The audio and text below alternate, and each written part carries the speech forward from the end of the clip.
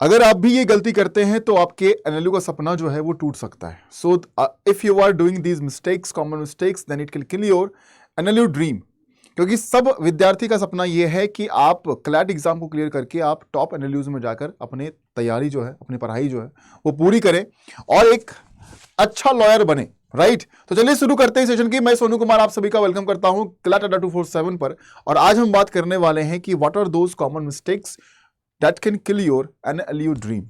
ठीक है, सबसे पहले अगर हम बात करें यहां पर, तो बहुत सारे विद्यार्थी गलती ये करते हैं कि दे नेग्लेक्ट द एग्जाम पैटर्न। वो एग्जाम पैटर्न को बिल्कुल इग्नोर कर देते हैं, उसको समझने की थोड़ी सी भी कोशिश नहीं करते हैं, सिलेबस को समझने की कोशिश नहीं करते हैं। So if you are not familiar with your exam pattern, if you are not familiar with your syllabus, तो आप तैयारी जो करोगे वो रैंडम तरीके से कर पाओगे। फिर आपको पता नहीं होगा कि हमें पढ़ना क्या है और कैसे पढ़ाई करनी है। तो सिलेबस को समझना, एग्जाम पैटर्न को समझना is very important. So go thoroughly, understand the structure of the examination, the type of question being asked, and also the specific areas to focus on. क्योंकि आप सिलेबस को जब पढ़ोगे तो आपको समझ में आएगा कि इसमें जितने भी सिलेबस के अंदर में पार्ट दिए गए, जैसे कि मान लो कि आप लीगल रीजनिंग देख रहे हो, आप लॉजिकल रीजनिंग देख रहे हो, तो पैसेज बेस्ड क्वेश्चंस जो है वो आपको पूछे जाते हैं। तो पैसेज बेस्ड क्वेश्चन को कैसे हम टैकल करेंगे, जब तक आप सिलेबस को समझोगे नहीं कि पूछा क्या जा रहा है, प्रीवियस ईयर में क्या पूछा गया है, तब तक आप इन चीज़ों को समझ नहीं पाओगे कि तैयारी करनी कैसी है। तो सबसे पहले जाइए आप सभी लोग एग्जाम पैटर्न और सिलेबस को समझिए कि क्लैट आपसे क्या डिमांड करता है, क्लैट आपको क्या पूछता है, इसको समझना बहुत जरूरी है। उसके बाद अगर हम बात करें तो आपके सामने यहाँ पर एग्जाम पैटर्न जो है वो दिख रहा होगा, जिसमें कि कुछ सेक्शंस जो हमारे आते हैं वो इंग्लिश लैंग्वेज के हैं, करंट अफेयर्स, जीके का सेक्शन दिया गया, लीगल रीजनिंग का दिया गया, लॉजिकल रीजनिंग का दिया गया और क्वांटिटेटिव टेक्निक्स का दिया गया। 120 सवाल आपके पूछे जाएंगे, 2 घंटे का पेपर होगा। एक सवाल सही होने वाला है +1 मिलेगा आपको, और नेगेटिव 0.25 का नेगेटिव मार्किंग भी इस एग्जाम पैटर्न के अंदर में रखा गया। दूसरी अगर हम बात करते हैं तो इनएडिक्वेट टाइम मैनेजमेंट। यहां पर टाइम मैनेजमेंट जो है वो बहुत अच्छे तरीके से आप फॉलो नहीं कर पाते हैं। आपने टाइम टेबल बनाया, उसको 1 दिन 2 दिन फॉलो किया, उसके बाद फिर से दोबारा आप उस टाइम टेबल से भटक जाते हैं, जहां पर आपकी गलती जो है वो शुरू हो जाती है। क्योंकि अब आपने जब टाइम टेबल बनाया कि भाई हम इस सब्जेक्ट को कवर करने वाले हैं, 2 दिन में हम ये पढ़ने वाले हैं, लेकिन आपने उसको पूरा नहीं किया और 1 दिन 2 दिन बीतते हुए आप उसको छोड़ देते हैं, उसको फॉलो नहीं करते हैं। सो स्पेंडिंग। और दूसरा चीज, अगर आपको जिस सब्जेक्ट में मजा आता है ना, आप उसको ज्यादा पढ़ते हो, जो आपका कमजोर है आपको उस पर ध्यान ज्यादा देना चाहिए, है ना। क्योंकि जो आपको आ रहा है वो तो आ रहा है, राइट, वो आप तो सॉल्व कर ही लोगे, वो तो आप बना ही लोगे, लेकिन जो नहीं आ रहा है उसको पढ़ने में अगर हम ध्यान देते हैं, समय देते हैं, तो ज्यादा बेटर है। So don't spend too much of time on one section और वन चैप्टर या ऑन वन सब्जेक्ट, किसी पर भी आप बहुत ज्यादा समय मत बिताइए। अगर वो आता है, वो आपको समझ में आ चुका है, तो आगे बढ़िए, और जो नहीं आ रहा है उस पर ध्यान देना जरूरी है। सो प्रैक्टिस विथ टाइमिंग्स वगैरह को ध्यान रखते हुए प्रैक्टिस किया करें, है ना। जब सवाल को पढ़ते हैं या फिर किसी भी चैप्टर को आप अगर पढ़ने के लिए जा रहे हो, आपने टाइम टेबल बनाया कि आज मैं ये चैप्टर पढ़ने वाला हूं, तो आप एक समय निर्धारित करो वहां पर कि आज जो है वो 4 घंटे 5 घंटे में पढ़ूंगा और आज ये सब टॉपिक हमको खत्म कर देना है। तो टाइम मैनेजमेंट करके चलोगे तो सिलेबस समय से खत्म कर पाओगे। Ignoring regular revision. आप पढ़ाई तो करते हो, आप सिलेबस को कंप्लीट कर रहे हो चैप्टर वाइज हर सब्जेक्ट के अंदर में, लेकिन उसका रिवीजन नहीं करते हो, तो होगा क्या कि आप नेक्स्ट डे या फिर कमिंग डेज में आप उसको भूल जाओगे। So studying topics once and not revising them regularly is a big mistake. आप बार बार उस टॉपिक को पढ़ो जिससे कि आप उसको भूल ना पाओ। Regularly revise topics you have studied to ensure information is retained and can be recalled quickly. आप जब रिवीजन करते हो तो उस इंफॉर्मेशन को आप बहुत जल्द क्विकली रिकॉल कर पाओगे कि हमने ये पढ़ा है इसके बारे में। और एग्जामिनेशन में यही होता है, आपका पढ़ा हुआ अगर आपको रिकॉल हो गया तब तो आप आंसर दे पाओगे, नहीं तो नहीं दे पाओगे, right. So revision is very important. उसके बाद अगर हम बात करते हैं तो नेग्लेक्टिंग मॉक टेस्ट। आपने सिलेबस को कवर कर लिया, आपने अच्छे तरीके से हर एक चैप्टर्स को पढ़ लिया, लीगल रीजनिंग के अंदर में पूरा पोर्शन पढ़ लिया, लीगल प्रिंसिपल्स को अच्छे से देख लिया, आपने लॉजिकल के अंदर में पैसेज कैसे सॉल्व करना है उसको पढ़ लिया, आर्गुमेंट पढ़ लिया, जंक्शन पढ़ लिया, है ना, कैसे इन्फ्रेंस निकालेंगे, कैसे हम सेंट्रल थीम पैसेज के सब कुछ पढ़ लिया आपने, इंग्लिश के अंदर में भी पढ़ लिया। लेकिन अगर आप सारे पढ़ने के बाद मॉक टेस्ट नहीं देते हैं तो आप अपनी पहचान नहीं कर पाते हैं। अपनी पहचान नहीं कर पाने का मतलब यह है कि आप ये समझ नहीं पाते हो कि आप किस रैंक पर जा रहे हो, है ना। अगर हजारों विद्यार्थी यहाँ पर एग्जामिनेशन दे रहे हैं तो उस हजारों विद्यार्थी में आप कहाँ पर स्टैंड करते हो, आपकी पोजीशन क्या है, ये आप नहीं समझ पाओगे। तो इसीलिए मॉक टेस्ट देना बहुत इंपॉर्टेंट है। मॉक टेस्ट जरूर दिया करें आप सभी लोग। इससे आपको पता चलेगा कि आपकी परफॉर्मेंस क्या है ना। आप अपनी गलतियों से सीखोगे तो mock test is very important, ठीक है। आप शुरुआत में सेक्शनल मॉक दीजिए, चैप्टर वाइज क्वेश्चंस को सॉल्व करिए, है ना, सब्जेक्ट वाइज मॉक दीजिए, और जब पूरा हो जाए कंप्लीट, आपको कॉन्फिडेंस आ जाए, तो फिर आप पूरे फुल लेंथ मॉक बैठकर पूरा टाइमिंग के हिसाब से दीजिए, ताकि आप पूरा एग्जाम का माहौल जो होता है, जब 2 घंटे पेपर दोगे, ऑफलाइन होता है, तो आप अच्छे तरीके से दे पाओगे, है ना। आपके पास वो एक एबिलिटी जो है वो डेवलप हो जाएगा। Focusing only on strength. अब ये गलती भी आप करते हैं कि जो आपकी स्ट्रेंथ होती है उस पर आप ज्यादा फोकस करते हैं और बार बार उसी पर फोकस करते रह जाते हैं। प्रॉब्लम ये है, आपको फोकस करना है अपने वीक एरियाज पर, जो आपके वीक सेक्शन है वहां पर फोकस करिए। जो स्ट्रांग हो चुके हैं, जो आपका स्ट्रेंथ बन चुका है, अगर मान लीजिए फॉर एग्जांपल, अगर लॉजिकल रीजनिंग आपका स्ट्रेंथ है, इंग्लिश आपका स्ट्रेंथ है, कि भाई आप जो है इंग्लिश के अंदर में जो पैसेज आते हैं, कंप्रीहेंशन आते हैं, आप उसको भी सॉल्व कर ले रहे हो। आप लॉजिकल रीजनिंग के अंदर में जो आपके कॉम्प्रीहेंशन पूरा मतलब पैसेज बेस्ड क्वेश्चन जो दिया जाता है क्रिटिकल वाला, वो भी आप सॉल्व कर पा रहे हो। लेकिन अगर आपका लीगल रीजनिंग सही नहीं है, लीगल प्रिंसिपल्स आपको समझ में नहीं आते हैं, तो आपका वो वीकनेस है। स्ट्रेंथ आपका लॉजिकल रीजनिंग है, स्ट्रेंथ आपका इंग्लिश है, but legal reasoning is your weakness. तो वीकनेस पर ध्यान देना जरूरी है। So concentrating solely on subjects you are strong in and neglecting the weaker ones is a mistake for you. तो वो गलती मत करें। एलोकेट करें टाइम को, allocate time to improve weaker sections while maintaining your strength. Balance preparation is the की।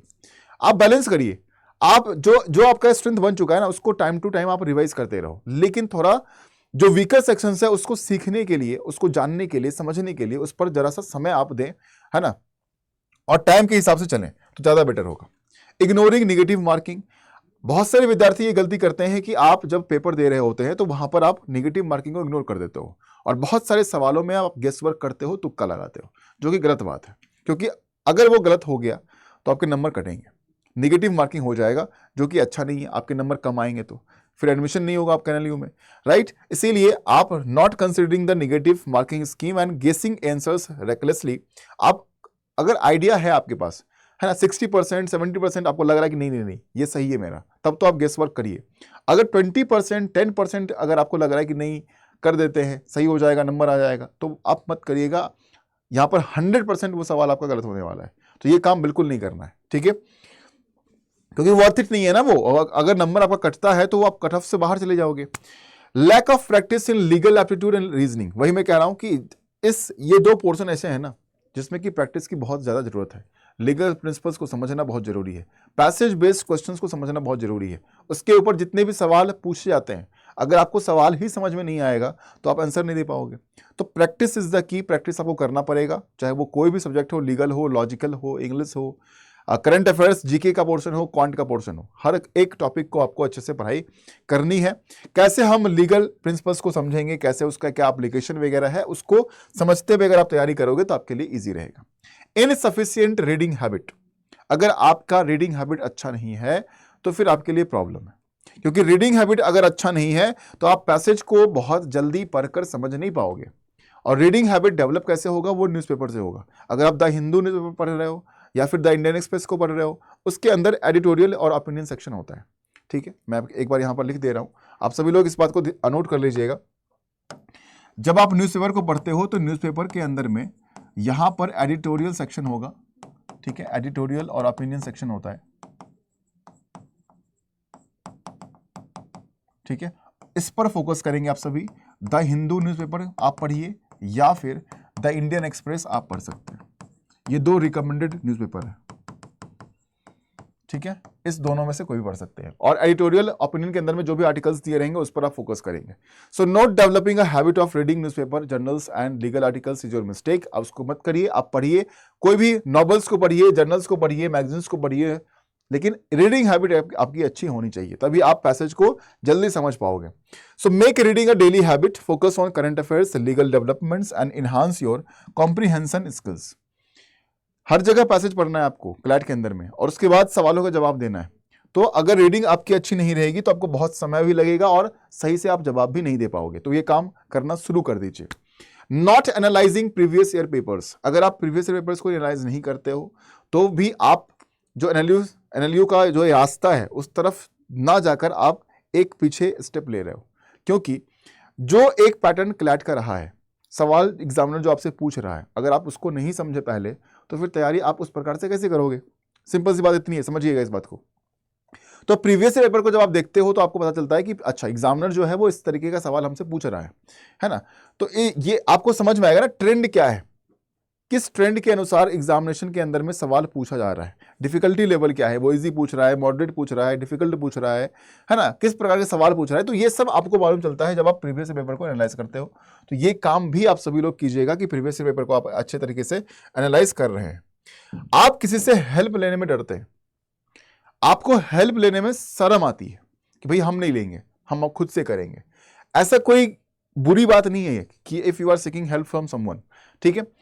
सो don't hesitate to seek help when facing difficulties in understanding concept. आप किसी से पूछ सकते हो, है ना। आप अपने मेंटोर, अपने टीचर, अपने दोस्त, भाई बहन जो भी इसकी तैयारी करते हैं या तैयारी आपको करवा रहे हैं, आप उनसे सवाल पूछिए कि हमें ये समझ में नहीं आया, प्लीज आप मुझे बता दीजिए, right. So don't hesitate to ask for teachers, mentors or join any study group, online forums, coaching centers can also be beneficial।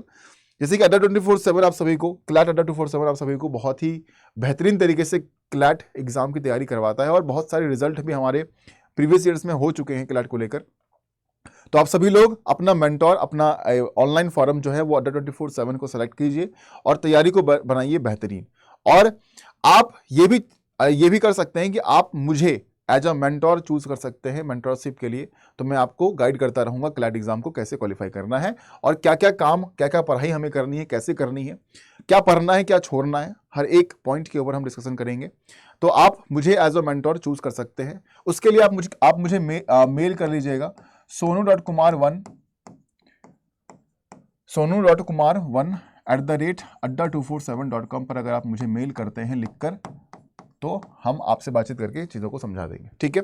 और last minute cramming, trying to cram too much information at the last minute. अंत समय में आप बहुत कुछ चाहते हैं कि सारा इंफॉर्मेशन पढ़ ले, सारा इंफॉर्मेशन दिमाग में हटा ले और एग्जाम जाकर फोड़ कर आएंगे हम, लेकिन ऐसा होता नहीं है। जब आप इस प्रेशर में लास्ट मिनट रिवीजन करते हो ना, तो एग्जामिनेशन में आप बहुत चीजें भूल जाते हो और कंफ्यूज हो जाते हो। So study consistently over a period of time rather than relying on a last minute cramming. Use the last few days for revision and relaxation. आप अंतिम में जो 24 घंटे की पढ़ाई होती है ना, कि अंतिम 2-3 दिन में हम रात भर जग के पढ़ रहे हैं, दिन भर जग के पढ़ रहे हैं, है ना, चीजों को कंप्लीट कर रहे हैं कि भाई एग्जामिनेशन है, तो वो आपको हार्म करता है। एग्जामिनेशन में आप अच्छा परफॉर्म नहीं कर पाते हैं। लेकिन अगर आप कंसिस्टेंट हैं, डेली बेसिस पर चीजों को कवर करते हैं, है ना, टारगेट्स बनाते हैं, उसको कवर करते हैं, तो वो ज़्यादा इंपॉर्टेंट रहने वाला है। लास्ट मिनट में आप सिर्फ रिवीजन कर रिलैक्स कर एग्जाम देकर अच्छे तरीके से आ सकते हैं। तो ये काम भी आपको नहीं करना है। मेंटरशिप, जो मैंने कहा कि आपको मेरा मेंटरशिप मिल सकता है, पर्सनल मेंटरशिप आपको मिल सकता है, वो भी फ्री में, अगर आप सोनू 80 कोड का इस्तेमाल करते हैं। यानी कि आप सभी लोग अगर चाहते हैं कि क्लैट की तैयारी आपकी हो बेहतरीन, तो क्लैट 2025 के लिए अचीवर्स 2.0 बैच हमारा ऑलरेडी आ चुका है। आप सभी लोग इस बैच में एडमिशन ले सकते हैं, या फिर आप सभी लोग महापैक 5 ईयर LLB कोर्स के लिए जो लॉ महापैक है उसमें आप एडमिशन ले सकते हैं, जहां पर आपकी क्लैट की तैयारी जो है वो बहुत ही बेहतरीन कराई जाएगी, ठीक है।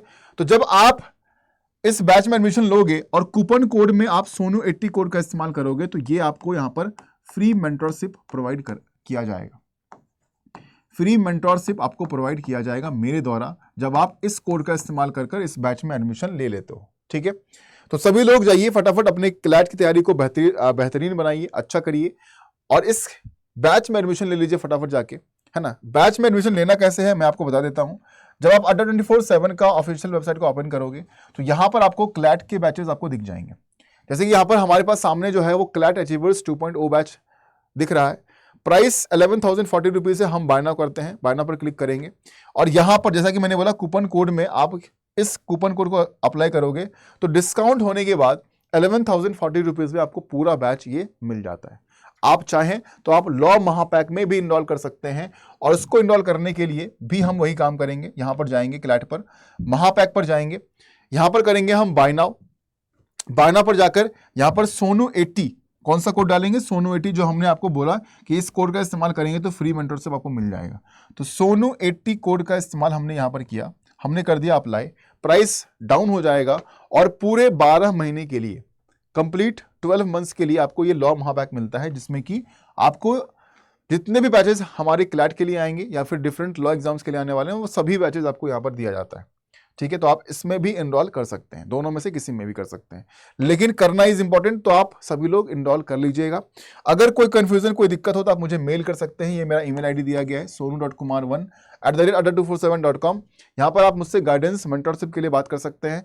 और साथ ही साथ एक बात तो बिल्कुल मत भूलिएगा, जो मैंने अभी तुरंत बताया आपको, कि जब बैच में एडमिशन ले रहे हैं तो वहां पर सोनू 80 कोड का इस्तेमाल कर रहे हैं, सोनू 8080 कोड का इस्तेमाल कर रहे हैं, ताकि आप इस फ्री मेंटरशिप के लिए एलिजिबल हो जाएंगे। ठीक है, चलिए, थैंक यू सो मच। अगर आपके कोई भी डाउट होते हैं क्लैट एग्जाम को लेकर, आप मुझे मेल कीजिए, या फिर आप कमेंट सेक्शन में आप यहां पर मेंशन कर दो, इसी वीडियो के नीचे कमेंट सेक्शन है, उसमें मेंशन कर दीजिए कि आपको क्लैट की तैयारी करने में क्या दिक्कत महसूस हो रही है। ठीक है, चलिए, thank you so much. Jai Hind, have a good day, take care.